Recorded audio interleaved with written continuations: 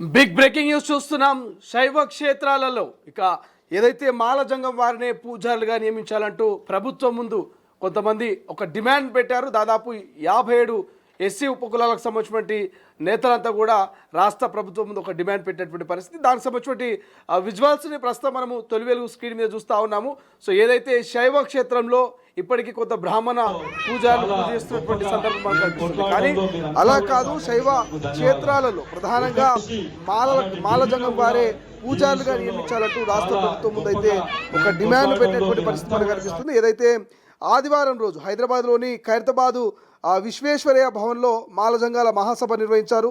ఈ కార్యక్రమానికి సంబంధించి 57 ఎంబీఎస్సీ కులాలకు సంబంధించిన హక్కుల పోరాట సమితి జాతీయ వ్యవస్థాపక అధ్యక్షుడు బైరి వెంకటేశం ముఖ్య అతిథిగా హాజరైనట్టు తెలుస్తోంది. ఈ సందర్భంగా ఏదైతే మాలజంగం సంబంధించినటువంటి మహేశ్వర సంఘం రాష్ట్ర అధ్యక్షుడు పర్ష శ్యామరావు మాట్లాడుతూ 57కి సంబంధించిన ఏదైతే ఎంబీఎస్సీ కులాల ప్రజలకు ఆర్డీఓ ద్వారా కాకుండా తహసీల్దార్ నుంచి క్యాస్ట్ సర్టిఫికేట్స్ ఇవ్వాలంటూ కూడా వాళ్ళు ప్రధాన డిమాండ్ పెట్టినట్టు తెలుస్తుంది. అయితే ప్రధానంగా సంఘం ప్రధాన కార్యదర్శి అయినటువంటి తాలూకా రాజేందర్ మాట్లాడుతూ అన్ని శివాలయాలలో మాలజంగం వారిని పూజారులుగా నియమించి గౌరవ వేతనం ఇవ్వాలంటూ వాళ్ళు డిమాండ్ పెట్టినట్టుగా తెలుస్తోంది.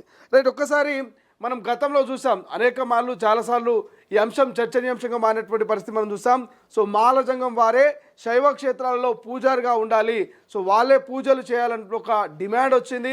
సో వారికి గౌరవ వేతనం ఏదైతే బ్రాహ్మణులకు ఇవాళ దేవాలయాల్లో వాళ్ళు పూజలు అందిస్తూ ఉన్నటువంటి ఎవరైతే గౌరవ వేతనం ఇస్తూ ఉన్నారో వారికి సో రాష్ట్ర ప్రభుత్వం అలాగే మాలజంగం సంబంధించిన పూజారులను నియమిస్తూ వారికి గౌరవ వేతనం అందించాల్సిన అవసరం ఉందంటూ కూడా వాళ్ళు డిమాండ్ వినిపించినటువంటి పరిస్థితి అయితే మనకు కనిపిస్తోంది. ఒక్కసారి బైరి వెంకటేశం గారు కూడా మాట్లాడడానికి సిద్ధంగా ఉన్నారు, తొలి వెలుగుతో జాయిన్ అవుతున్నారు. వారితో కూడా మనం మాట్లాడే ప్రయత్నం చేద్దాం. 57 ఎంబీఎస్సీ కులాల హక్కుల పోరాట సమితి జాతీయ వ్యవస్థాపకుడిగా ఆయన పనిచేస్తూ ఉన్నారు. సో వెల్కమ్ టు తొలి వెలుగు సార్.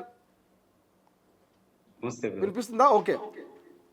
సో ఏం చెప్తారు? నిన్న మీరు పెట్టినటువంటి మహాసభ ముఖ్య ఉద్దేశం ఏంటంటే ప్రధానంగా చాలా రోజుల నుంచి అంశం కూడా చర్చనీయాంశంగా మారుతూ ఉంది. ఈ అంశాన్ని మీరు తెర మీద తీస్తూ ఉన్నట్టుగా తెలుస్తూ ఉంది. సో అంటే ఏం చెప్తారు ప్రభుత్వానికి? మీరు సూటిగా ఏం చెప్పదలుచుకున్నారు?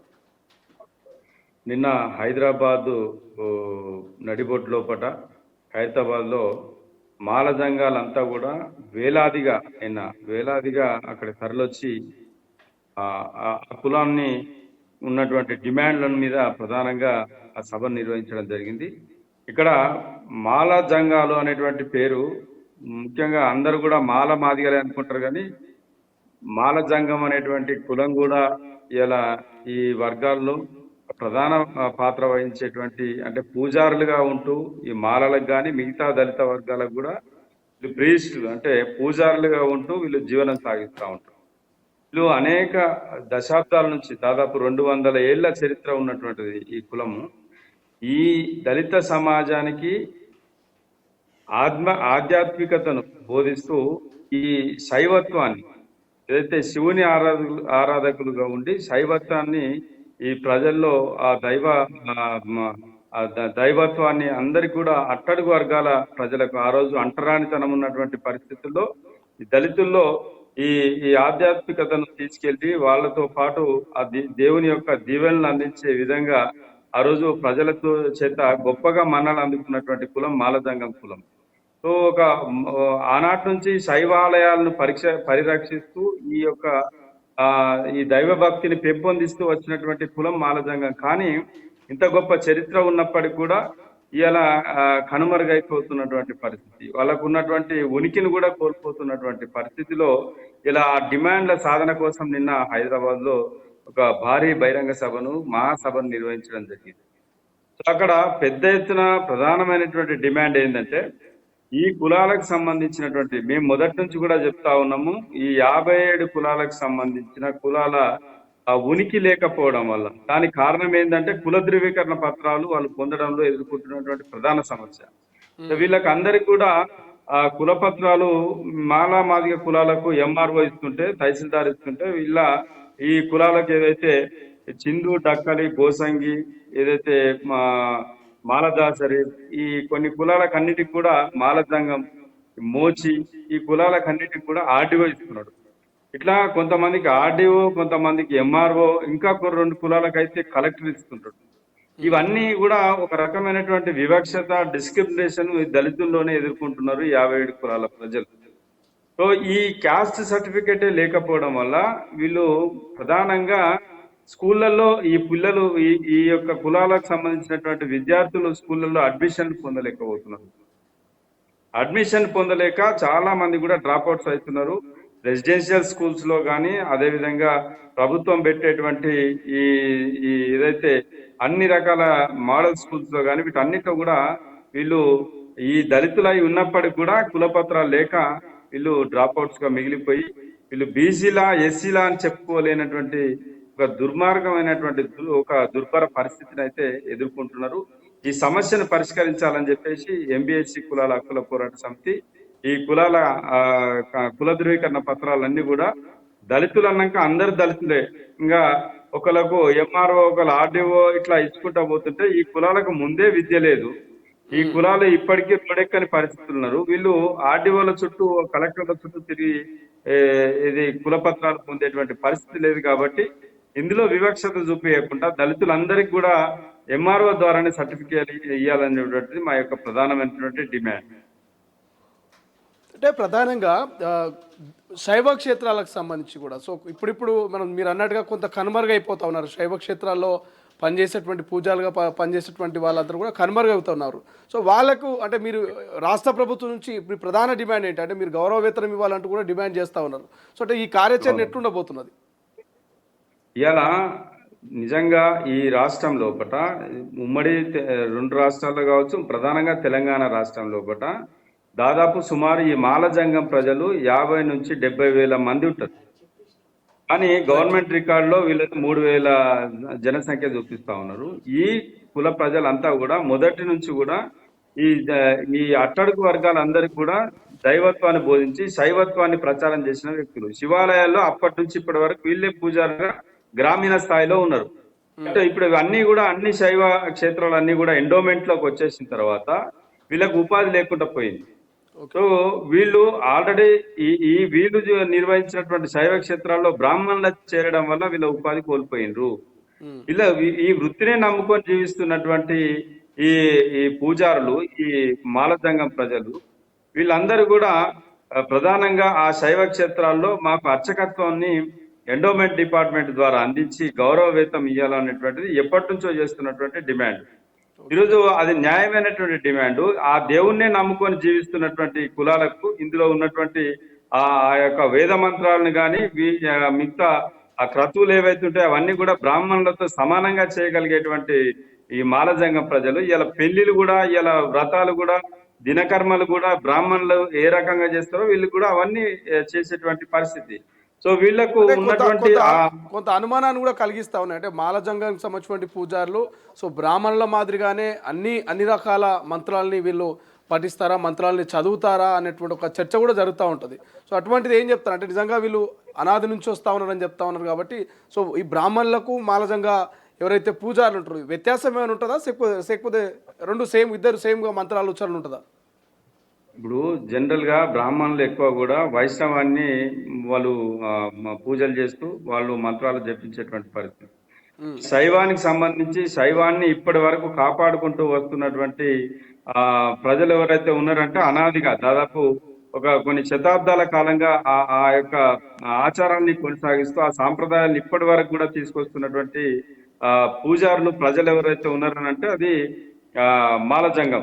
మాలజంగం కావచ్చు, బుడగ జంగం కావచ్చు, మాదిగ జంగం కావచ్చు. వీళ్ళంతా కూడా దళితుల్లో ఉన్నటువంటి అన్ని వర్గాల కులాలకు ప్రజలకు అందరికి కూడా ఈ దేవుణ్ణి అంటే ఈ శైవాన్ని సాంప్రదాయంగా కొనసాగిస్తూ వస్తున్న కులాలు ఈ ప్రజలు వీళ్ళంతా కూడా. సో వీళ్ళకి ఖచ్చితంగా ఆ యొక్క పూజల మీద కానీ, ఆ యొక్క శైవ కార్యక్రమాల మీద కానీ, ఆ దేవుని యొక్క అన్ని రకాల కైంకర్యాల మీద వీళ్ళకు మాత్రమే పట్టున్నది.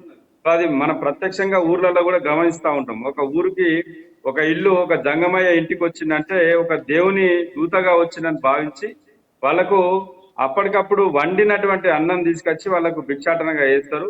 ఆ దేవుడే మా ఇంటికి వచ్చిందని చెప్పి భావిస్తూ ఉంటారు జంగమయ్యలకు. సో అట్లాంటి ఈ జంగమయ్యలను వాళ్ళను ఇట్లా రోడ్డున పడే విధంగా, వాళ్ళని ఇట్లా నిరుద్యోగులుగా తయారు చేసి రోడ్డు మీద పడేయకుండా ఈ ఆచారాలను కొనసాగించే విధంగా, ఈ సాంప్రదాయాన్ని కంటిన్యూ చేసే విధంగా వీళ్ళకు ఖచ్చితంగా అన్ని శైవ క్షేత్రాల్లో పూజారులుగా నియమించి వీళ్లకు గౌరవ వేతనం ఇవ్వాలని చెప్పేసి ప్రభుత్వాన్ని మేము ఎంబీఎస్సీ కులాల హక్కుల పోరాట సమితిగా ప్రధానంగా డిమాండ్ చేస్తున్నాం. అంటే రాష్ట్ర ప్రభుత్వం నుంచి నిజంగా అంటే మీకు ఫీడ్బ్యాక్ చాలా పాజిటివ్గా వచ్చే అవకాశం ఉంది. మీరు అన్నటువంటి ఈ ప్రతిపాదన ఏదైతే ఉన్నదో, సో మాల జంగములను పూజారులుగా నియమించి గౌరవవేతనం ఇవ్వాలంటే ఒక డిమాండ్ను రాష్ట్ర ప్రభుత్వం నిజంగా సానుకూలంగా స్పందించే అవకాశం కనిపిస్తుందా? ఆ రకమైనటువంటి సిగ్నల్స్ వస్తూ ఉన్నాయా, గ్రీన్ సిగ్నల్? ఎందుకంటే రాష్ట్ర మంత్రివర్గంలో మాల మాదిగలకు సంబంధించినటువంటి మంత్రులు కూడా ఉన్నారు. సో అడ్డూరు లక్ష్మణ్ కావచ్చు, మిగతా సంబంధించినటువంటి నేతలు ఉన్నారు. సో వీళ్ళందరి కోఆపరేషన్ ఉందా మీకు? డెఫినెట్ గా మొన్ననే ఈ అంశం మీద ఎండోమెంట్ శాఖ మంత్రివర్యులు పెద్దలు కొండా సురేఖ గారిని కూడా కలవడం జరిగింది.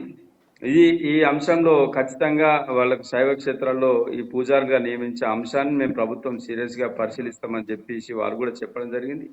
ఏదేమైనా దీని విషయంలో ఒక మానవత దృక్పథంతో దీన్ని ఏదో పెద్ద వందల కోట్ల రూపాయలు ఖర్చు అయ్యేటువంటి సమస్య కాదు. ప్రభుత్వానికి ఈ సాంప్రదాయాన్ని కొనసాగించాలంటే దానికి సంబంధించిన వాళ్ళకి అవకాశాలు ఇస్తేనే దాన్ని ఆ యొక్క కల్చర్ ను మనం డెవలప్ చేసిన వాళ్ళు అవుతాం. కాబట్టి ఇది న్యాయమైనటువంటి డిమాండ్.